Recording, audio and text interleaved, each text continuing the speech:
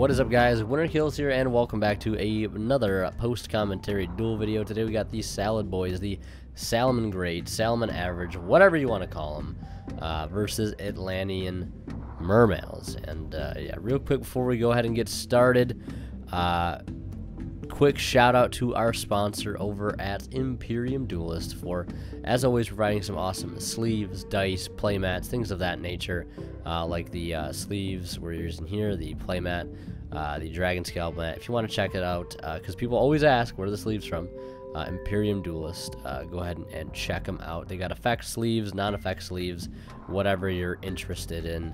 And yeah, so getting into it here, the debug play, which is a pretty strong play to start for Salamangreats, ends up getting ashed.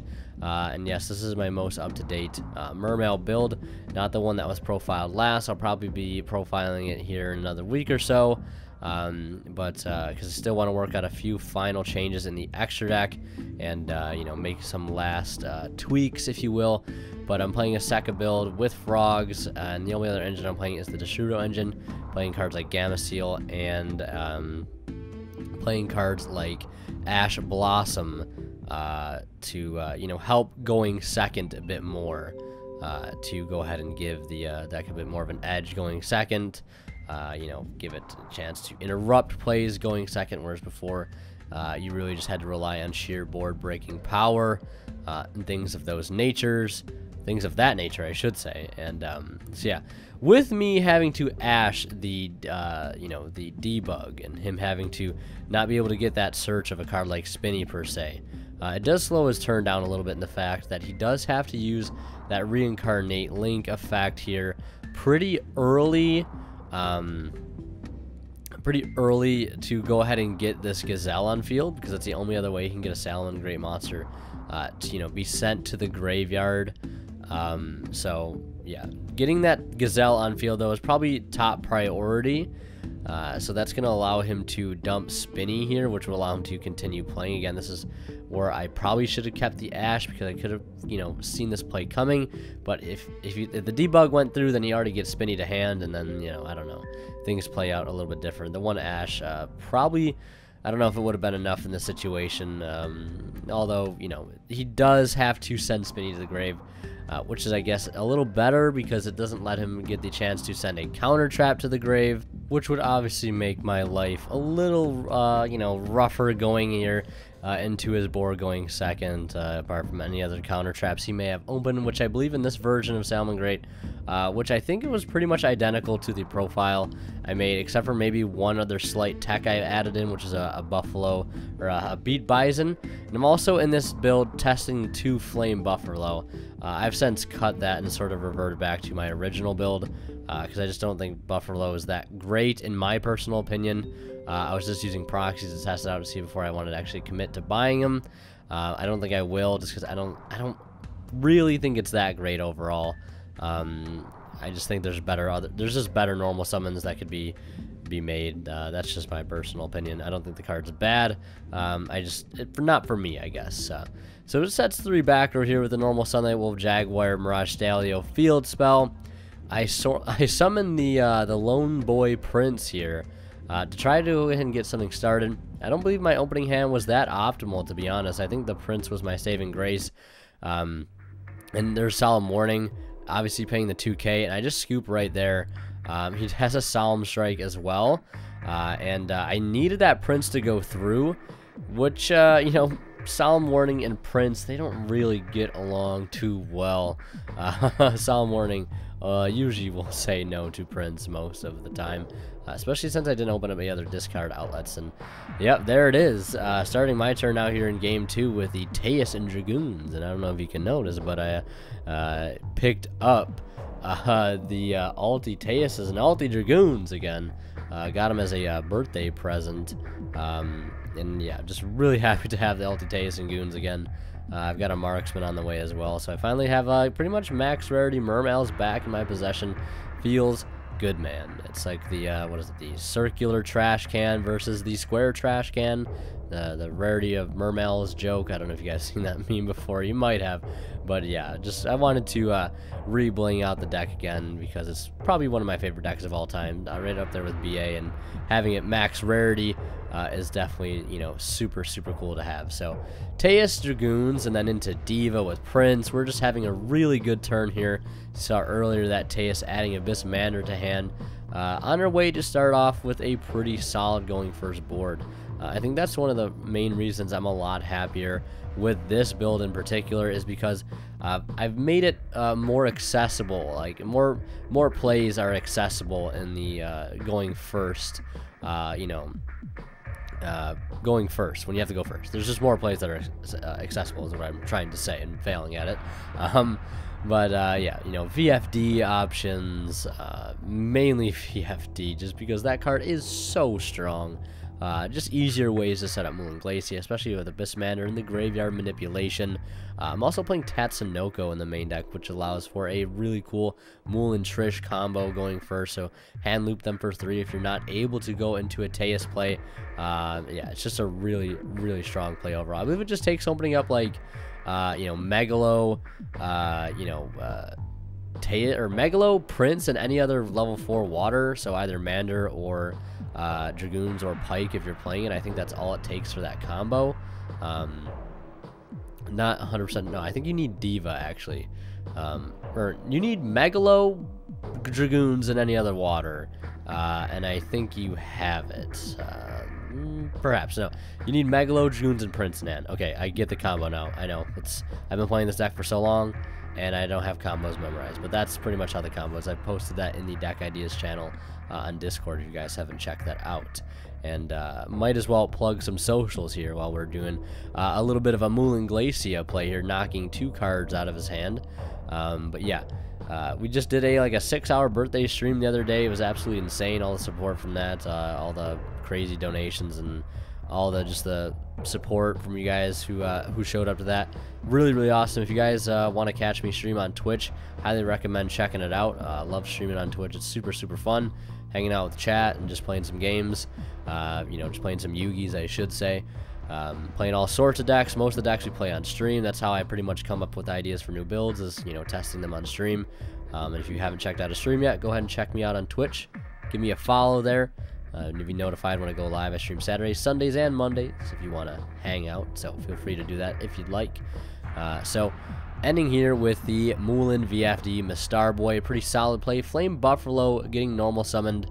And obviously used VFD in the standby phase here. I called fire, so, you know, just messing around. Seeing like theoretically what could he have drawn off that Buffalo.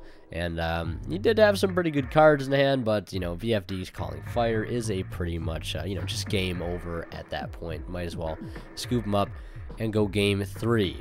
So game 3, he's, of course, going to want to go first. Summoning Flame Buffalo and resolving it. I believe he's going to discard, yes, the Beat That Ass Bison. That's what me and my friend calls it. Shout out to my friend Adam Saturn's Demise coming up with that name. Absolutely, like an absolute just like incredible nickname for that card. Beat That Ass Bison. It is just such a like a lot of people don't like it. I can see why totally. It is a bit situational, but in a lot of cases that card can come in clutch quite a bit. But unfortunately, the Flaming Buffalo was not able to unbrick his hand despite the double draw. And now I know what you're thinking. It's probably because he's playing Beat Bison. Well, it's a one of. I don't think the fact that he ended up drawing that card makes too big of a difference in this turn. If you open any of the other one of Salamangreats, whether it be Falco or Jak Jaguar, I think it still puts him in a pretty bad spot. So if he does have Jaguar to discard off that Buffalo, forces him to use the field spell early just to be able to have the opportunity to summon the Jaguar to have a good target to return. Then just going into Sunlight Wolf with the Jaguar and the other Baylings, and then you really have no other play available to make. So here I go for the Destrudo play, and I'm not quite sure what was going through my head when making this play, because I go for Yazi instead of summoning Cyber's Quantum Dragon.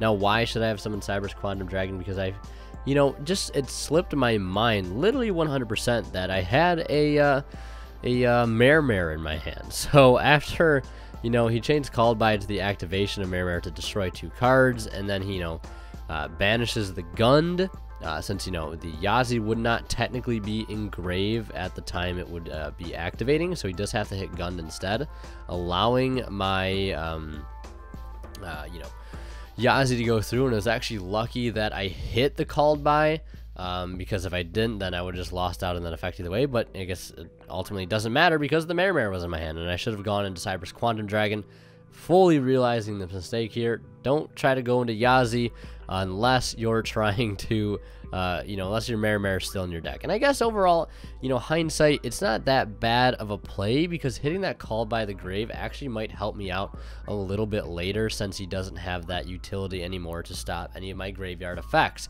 If I'm able to see a Dragoon's play later, that gets rid of it. If I'm able to use an Ash Blossom later, that is, you know, it's going to basically freely go through unless he sees another copy of Called By. Then he normals another Flaming Buffalo here. I was only trying 2 in this build, and like I said earlier, I don't think I'll keep playing it going forward, because I guess it could just be better cards, other Salamangreat cards that are just better to see in your opening hand, or other spells or anything like that, that I think might just be better off for the deck in general. So he goes into Sunlight Wolf, obviously not using Buffalo, and now playing the Field spell here.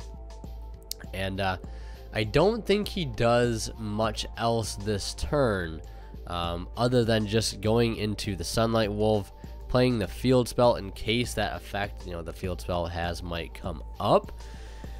And I don't think he has any Salamangreat spells or traps engraved at the time. So, you know, using the Reincarnate Link effect, not really an effect, you know, the continuous like effect, I guess, of, you know, the Field spell would be kind of pointless right now, because he has no nothing to get back from his grave, and no other monsters to sort of bring out to trigger the other effect of Sunlight Wolf, which is to add back a fire monster from grave. Just got a couple cards in hand right now that really aren't doing a whole lot, and I believe in my hand I have another copy of Gameciel and another copy, or I have a copy of Gameciel and a copy of Ash Blossom and a copy of Mermail. So yeah, that Ash in my hand is actually going to come in clutch later, and thanks to Yazi actually sort of doing something, I guess, now that looking back at it, allowing my you know, Ash Blossom to sort of have a chance to go through later, since he's not set any other cards here.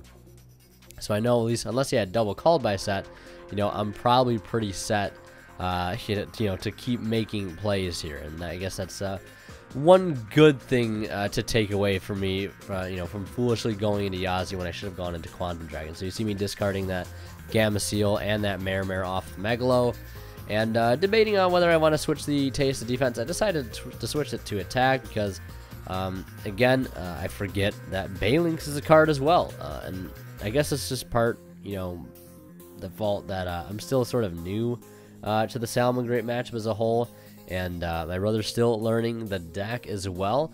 Although I think he's played the deck pretty well so far, you know, as good as it can really get without getting into, you know, too like extremely complex and niche plays the deck can make. It's a deck that he's just picked up recently, and wanted to test it out, and really enjoying it so far. Very solid and relatively cheap deck to pick up, so that's very nice to see every now and then. So here's the play where he goes for the Circle, the top deck Circle, but I have the Ash Blossom for it. And where's that Called By the Grave? It's the one that's in his graveyard that I sniped earlier with the Yazi, so that actually came in pretty clutch there. And if I hadn't done that, and if I would have gone into Quantum Dragon, that play wouldn't have gone through, you know, or would have gone through. He would have gotten the Circle off. He would have gotten to a Gazelle, you know, getting Spinny engraved. You know, now he goes into the reincarnated linked, you know, Sunlight Wolf to try to add back. I chain the effect of Gaios here to sort of negate that effect so he doesn't get it back. And he has Ghost Ogre. I go to my turn after I take another hit from that Sunlight Wolf, and I just draw into nothing good off that Sekka's Light, and I just have to scoop, because next turn he's just going to put on tons of damage, and there's not going to be much else I can do. So Salamangreat's taking the match 2-1. Mermail is coming out very, very strong, though. Game 2 with the VFD Moulin play, setting up tons of just, you know, ability to sort of make it so my opponent can't play. The VFD Moulin just proving to be very, very strong. even against Salamangreats. And, you know, game 1, all it took was the warning. And then game 3 was just sort of a bit of a grind game back and forth. Both decks sort of struggling with low resources. If you would have seen a card like Gazelle or Circle earlier, if I would have seen a card like, you know, Dragoons or Diva earlier, or Prince, both decks just getting off to a slow start in game 3. So yeah, that's going to be it for this video. I hope you guys enjoyed. If you did, be sure to leave a like, and let me know what you think down in the comment section below. Don't forget to check out Imperium Duelist if you haven't already, or join the Discord too, and toss me a follow on Twitch. Would love to have you guys around on Twitch. Catch a stream if you'd like, streaming Saturdays, Sundays, and Mondays around 7 p.m. Eastern Standard Time. So yeah, as always, guys, thank you so much for watching. Hope you enjoyed. As always, Morning Kill signing out. We'll see you in the next one.